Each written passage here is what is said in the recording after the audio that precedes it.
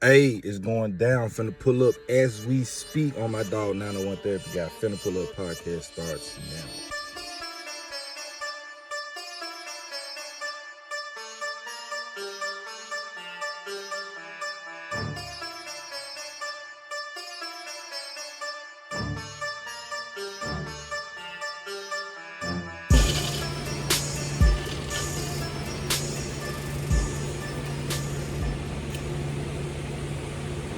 This episode is brought to you by fatherhood, black fathers and shit. Black fathers matter. Black fathers, man. Everybody know that. Everybody know that. Black fathers matter. Hey, what that boy say? What that boy say? What's that? Do it again? Do it again? I bet you. I bet you. Game time. All right, so look. I done pulled up on my dog, right? Which I've done. Bro, has it been 30 years, fool? If not, damn near. Damn near? Damn near. I was 8th grade, you was 7th grade. How old is you in the 8th grade and the 7th grade, fool? 12, 13, 14? 13. So it's probably been 30 years. 30 years, dog. So, first of all, And he literally pulled up, because I'm grilling in there. I literally pulled up, man. That's what we doing. I'm pulling up. Here's the thing, right? These are the type of convos we have every single day. You know what I mean? So at this point, we just gonna share it with the world, because I feel like, people be wanting to be in on. We cool kids. People want to be in this circle for a long time. So we're gonna start like I know good kid from East Side. We're gonna start though, because if you did not know, which you should know this already, this is the 901 Therapy Guy, Therapist to the Stars, or Isaac and Wells, counselor and consultant. Yes, sir. But was that where you intended to start? Nope. When you was walking across the campus at my LOC, because I love my LOC. I love my LOC. I love my LOC. Well, I love their LOC. I love my LOC. But yeah, so talk like let's start from the beginning, bro. Man, from the beginning, walking across the campus at LOC, for me, it was, I wanted to be everything criminal justice, because I always wanted to be a judge / attorney, but then I didn't want to go that far. I was like, okay, I do probation. At that point, man, coming from Trey 8118, South Memphis made, East Memphis raised, coming from that, I wasn't dreaming big enough, but I saw something and I was like, I want to do this. I was like, I can do this. So I it looked attainable. It looked obtainable, yeah. And honestly, and I'm pretty sure he's heard this before, but I only went to college on two things. One, my best friend was a year ahead of me, and he went to college. Two, Lemoyne College, Miss Tally, God rest her soul, called me and asked me, are you coming to new student orientation? I had no idea new student orientation was going on. She called me and asked me, was I coming? And I just said, yeah, I'll be there. I had no intentions, no plan on being a student anywhere.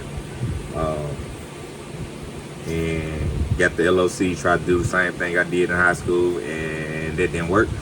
No doubt. Ended up on academic probation until, God rest her soul, Dr. Golden saved my life,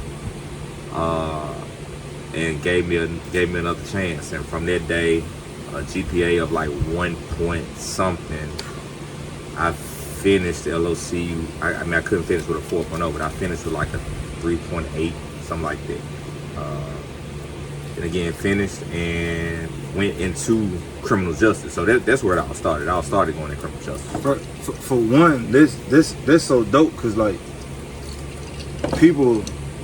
a lot of people start college and get there and realize you're not prepared for college, right? Mm-hmm. A lot of people, just scholastically, you see what I'm saying? Yeah. Like a lot of people get there and you end up on a remedial math or something like that because you realize you're not prepared for college.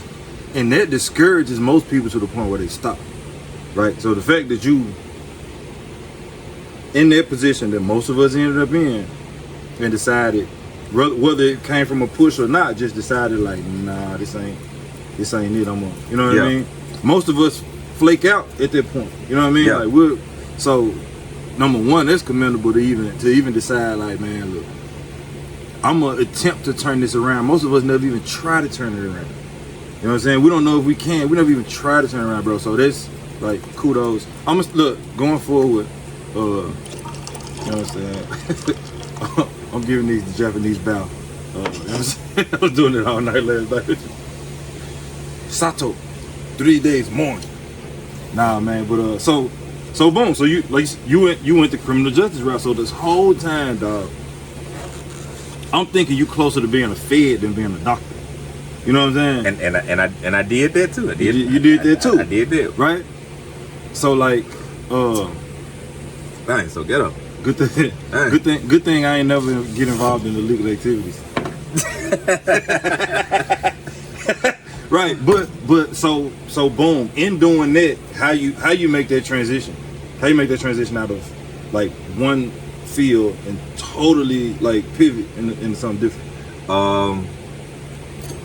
So I became a probation officer, and one of the things that came along with being a probation officer on the county level for pretrial was not only did we do probations, like see people come to the office, you know, on a monthly basis, but we also had to do classes like anger management, domestic violence, drug offenders.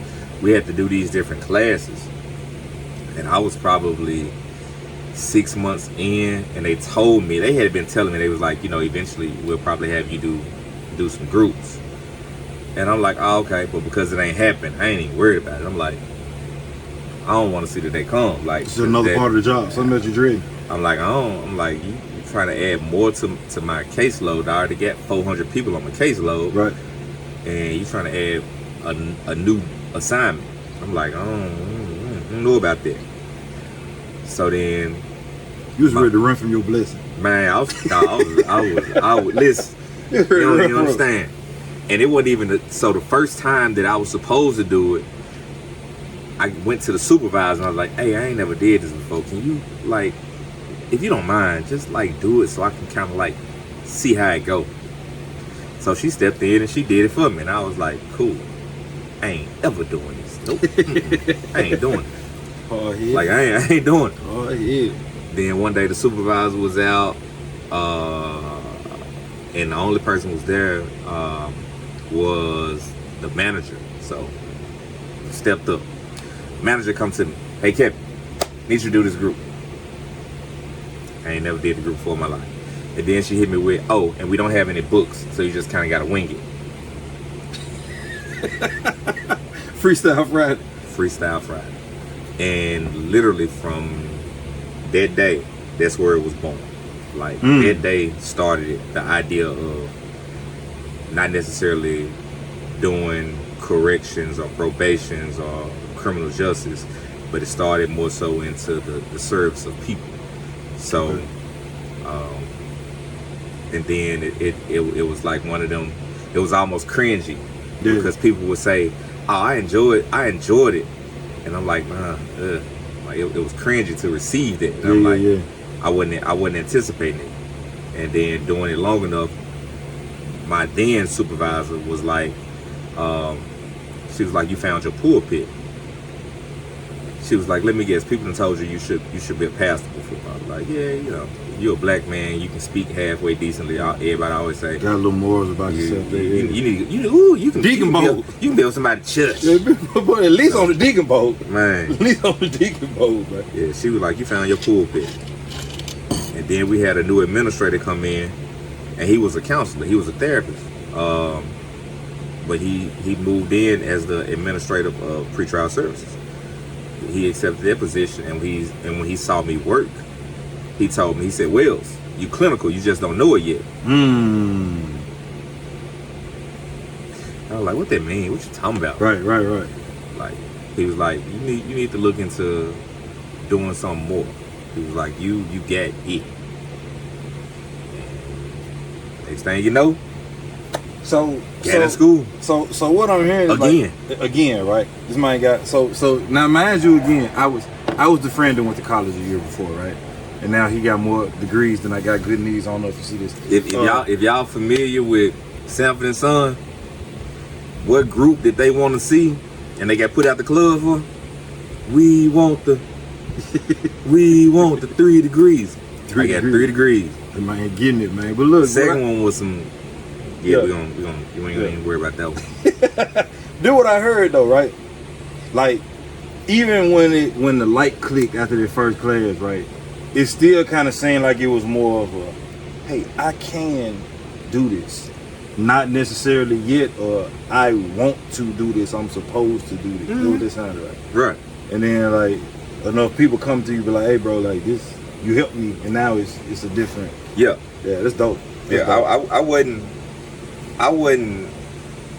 I hadn't bought in, for real. I hadn't bought in. And like you said, I was probably kind of blocking my own blessing, but I hadn't bought in. I couldn't, coming from where we come from, I couldn't dream that big. So it's crazy. I ain't see that. I'm with you though. Like I hear that and I understand it in a way that a lot of people may not understand. You feel what I'm saying? Like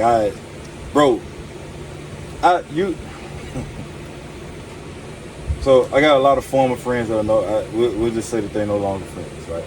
But there was this one guy I used to work with. The guy he'll go unnamed, right? Yeah. Bro, something as simple as apple juice with some bop in it. with some bop in it. But something as simple, bro, as like this cat. I was 21 when I first got into my field, stumbled into it, right? This cat 2 years older than me, and he got his own everything. I didn't have a bank account. I didn't have a car. I didn't have an apartment. I had none of that. So something as simple as seeing a peer do it, right? I didn't even realize it was possible. I can't also South Memphis born and then East Memphis raised, but like, it's sad as it is to say this, bro. Like, with the exception of one of my uncles on my mom's side that went to the military, and with the exception of another one of my uncles on my dad's side, like, the ones that I saw regularly, we outside. She be flying. And it ain't no edit. Nah. But straight up, like, what the dudes that I grew up seeing, right?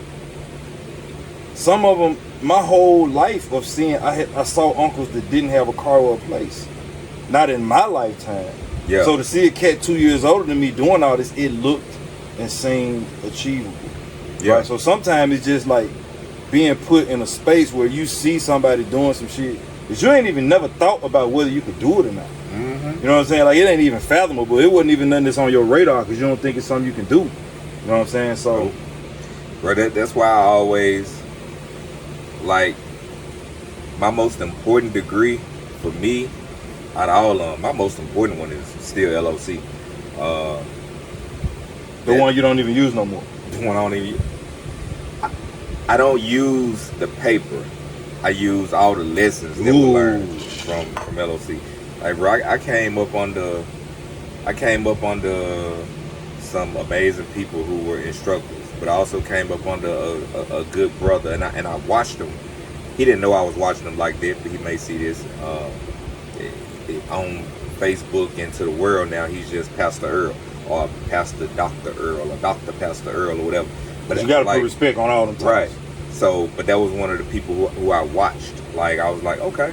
Because, you know, again, coming up in the hood, you ain't seeing a whole bunch of brothers who getting education and doing stuff. So once you hit LOC campus, it's like, oh, this is 99.5% black, and it's people who from all over the country here to get an education. Yeah. So the moment you step on LOC campus, you're really not in Memphis anymore. You in South Memphis, yeah. You're really not in Memphis anymore. You know what? I can understand. I dig. I was okay. So we got a lot of this official shit out the way, right? Yeah. So that way, once you put it on YouTube, because YouTube, the first 10 minutes got to be clean. Got to be clean cut, bro. So look, I spent more time over the course of your first degree. I obviously spent more time on LOC campus than I did pursuing my own degree for that first year at University of Memphis.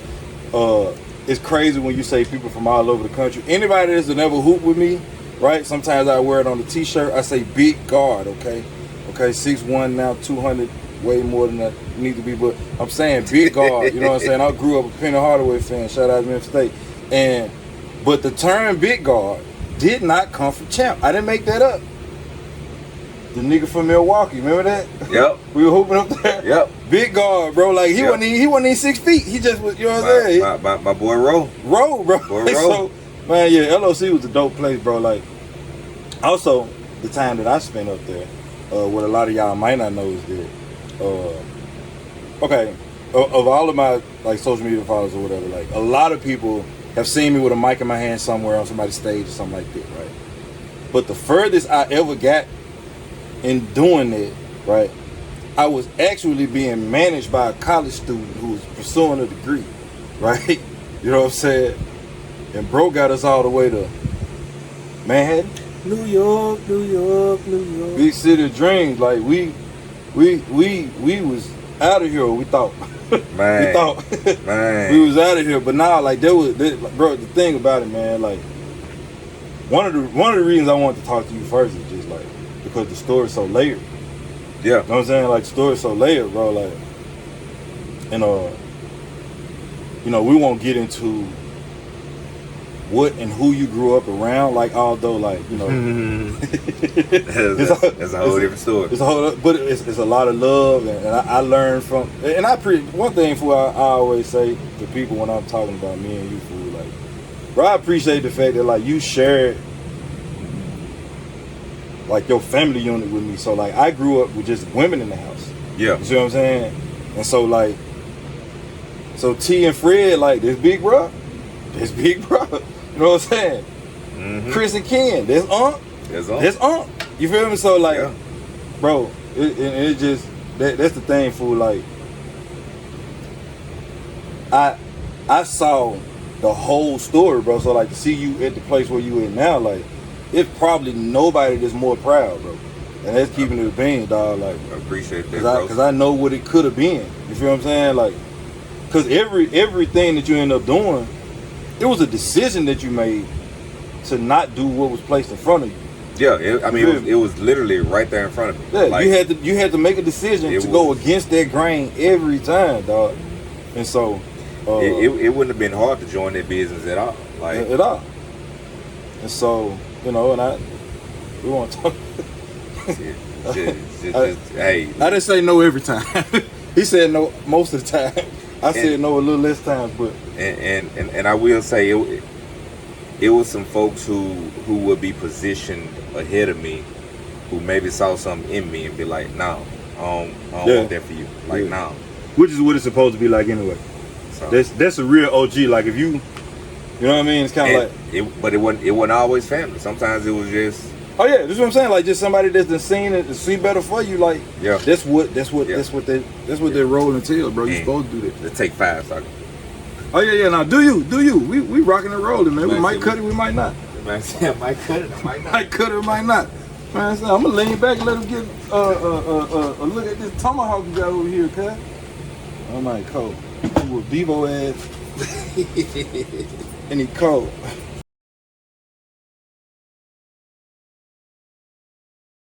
Sound like she down with the fight. And we're back. Like Blackwood News is saying, and we live. And we live. Had to get hands on one of them brats type shit. What Will Smith say, not to the fat lady things. Man. But, man, look, if you are a cigar smoker and you don't smoke Django's or Fat Bottom Betty's, I do not know what you're doing to your life. I really don't. Here, put me on both of them. Put me on both of them. Man, shout out to Rakim for the Django's. Indeed. Shout out to Unc, the original Stogie connoisseur. Yes, sir. Indeed. So we're gonna jump around a little bit, but what I wanna get into, bro. So we'll get into badass little Kevin from the east side at a later date. But when we was okay, when you were already into this field, when you had already kind of transitioned into it, right? Right. I was in the midst of a marital situation, and you know, prior to the demise, there was an attempt through marriage counseling, and I had been 100% against it whole time, just because no, that's why I was just totally against it. The black perception, possibly, and what my reason for being against it might be a little bit different than the black perception overall. But I had my reasons. I felt justified to have my reasons. But let me just torch my brother. What I had to look at was that kind of going through that period of, you know, determining whether or not I was gonna do it, whether I felt like it was worth it, whether I felt like it would work. Like, I wasn't really given the science. I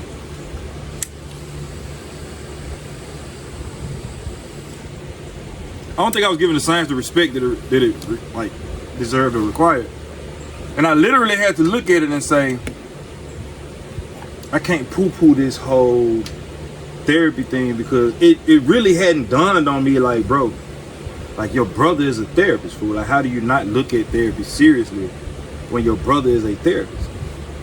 So I had to come to you and talk to you about it, because I was unwilling to do it, right? and if anybody know About me being unwilling to do some shit.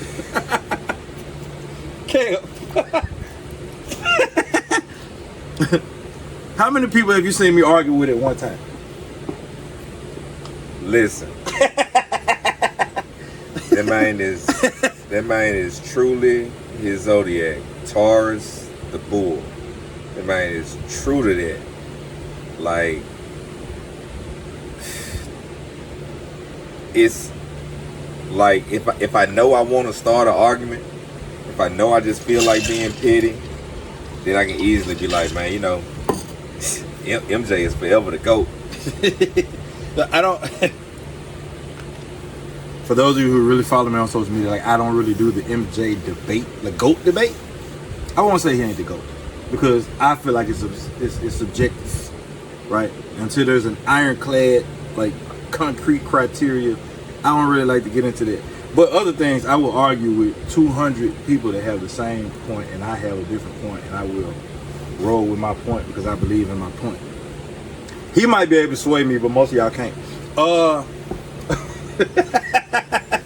You can't, bro. You done swayed me a few times. A lot of times. Nobody sways you, bro. I'm saying, though, bro. No, I'm serious. Maybe not in the moment. If you tell me something I don't know, I'll trust your information. I don't trust most people's information, right? I just don't trust most people's information. So if I've gone through a particular avenue to feel like I think you know what I'm saying? Yeah. And I know a lot of people speaking out of emotion, I'll be like, bro, watch that. Now, if you tell me something, I'm gonna give it a little bit more credence. But most people, I'll be like, nah. But I had to learn that. I had to get to that place. I wasn't always at that point. I used to argue with this nigga all the time. That being said, though, I was unwilling to even do therapy, and I had to talk to my bro about it. But now, it's almost like therapy in the black community is almost like the new pop culture, bro. Like, it has taken off to the point where it's so popular that I feel that sometimes it has even been weaponized because it's being either used or interpreted incorrectly. Would you agree? Give me an example of what you mean. I mean, at this point, in the year of the Lord 2025, you have so many people will call somebody a narcissist that maybe they don't agree with their views. Okay. Or somebody will say that they're being gaslighted because you're telling them of something that they're doing wrong, or maybe you're gaslighting me because you're telling me something is a particular way, and I feel that it is that way. Now, gaslight is if you're looking at this black cup and I tell you that's not a black cup, and I know it's a damn black cup, but I'm sitting there and I'm arguing with you about it, right? But me saying it's hot outside and you saying it's not, I'm not gaslighting you. It's a different perception. You see what I'm saying? Right. And so people have like taken those words and like overused them to the point where they almost don't carry the weight that they probably should. And then you have people misusing those terms. And then what I have experienced in my personal life is people literally weaponizing the fact that, and my therapy brother has said this to me 200,000 times, you're never wrong for how you feel, correct? Correct. And I think that some people take that and they're like, because I feel like this is what it is. That's not the same thing. I don't think. Right? And so I feel like a lot of people are weaponizing their feelings because you have to, or you're supposed to, take their feelings into account and like, you know, understand that these feelings are real to them. Right. But my personal belief on it is just like, if I'm with a woman and that woman may do something that may be different from her norm, or maybe not. But if I feel strongly enough, right? This is my feeling. I feel strongly enough that you are doing something behind my back. This woman is doing nothing, but I feel that she's doing something behind my back. That's your own insecurity. Right? I don't get to treat her like that because the feeling is real to me. But just because I feel that don't mean that it's real. You see what I'm saying? But because you feel and you see it as real, you may then treat her that way. Exactly. Because that's what you feel. But it's not fair to that person. It's not doing it. You see what I'm saying? That's why I say like ain't nothing fair but the thing to sell funnel cakes.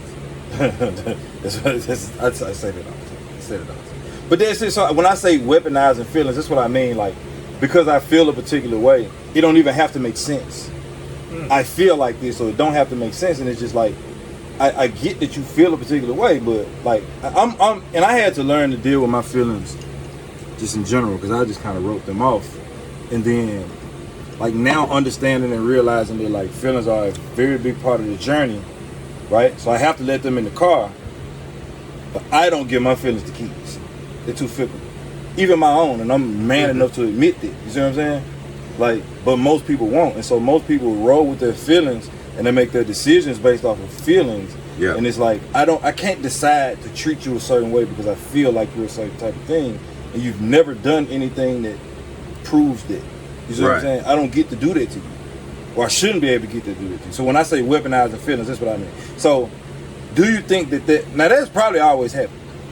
That's probably been happening for, decades. Yeah. But the fact that people have the terminology to match with it now, or not match, but use in those situations anyway. So, all right, let me ask you this: are there days where you tired? Absolutely. Are there days where you can't sleep? Absolutely. Are there days where you just don't have an appetite?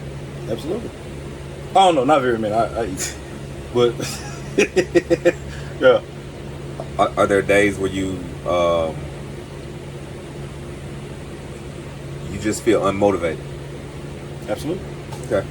So some people can say, if you add all those things together, somebody can say, "Oh, you're in a state of depression." Not saying what level, but people can say you're in a state of depression. Or you could just be tired. You could just be working all day. You could just be literally just tired. 7 things can be true at the same time. 7 things can be true at the same time. So the idea of narcissistic personality disorder requires a certain level of, or a certain number of things to say that, okay, this person is a narcissist. So just like I just identified different things that could mean you're depressed, but these are just natural things in life. Just because you carry a certain trait doesn't make you a narcissist. Doesn't mean you're dealing with narcissistic personality disorder. It just means that you are this. So especially with men, many times men can be emotionally competent, and if men are emotionally competent, many men are labeled narcissistic because they're emotionally competent. Now that's not to say that's all. That's not to say that's 100% clear cut. Now some cats out here are playing in folks' face. But sometimes if you are emotionally competent and because it doesn't go your partner, your spouse's, your mate's way, then it's, well, it can't be me, it gotta be you. So since it's not me, then you gotta be this. So it's we're always looking to point the finger at somebody else. No Whether it's with like the word narcissist is truly like a hot button. Yeah. So like it is. anytime a couple come to therapy, a couple is always gonna say, we gotta work on our communication. For us, that's okay. It's not communication that you gotta work on, because everything that we do virtually is communication. It just depends on how we communicate, but everything we do is communication. So the word narcissist runs the same way that communication does. Like, okay, you're saying this person is a narcissist. So when I hear it a different way. Like, okay, so let's dig a little deeper and see what's going on. But people will weaponize terminology in efforts to save themselves. Yeah, to fit their narrative, like, you know, and it does that as a professional. Does that irritate you when people come in thinking that they know more than they know about those terminologies, those conditions, right? Does it irritate you? No, it don't irritate me. But again, it's like, it irritates the shit out of me. But I gotta listen to it. At that point, it's like a red flag. It's like, okay, you've seen something, heard something, watched something, so you see something. So let me figure out what it is that you see in this person that makes them a narcissist to you. Because the narcissist never identifies themselves as a narcissist. True. It's always an external event that identifies, or a person that identifies the narcissist as a narcissist. The narcissist. Yeah.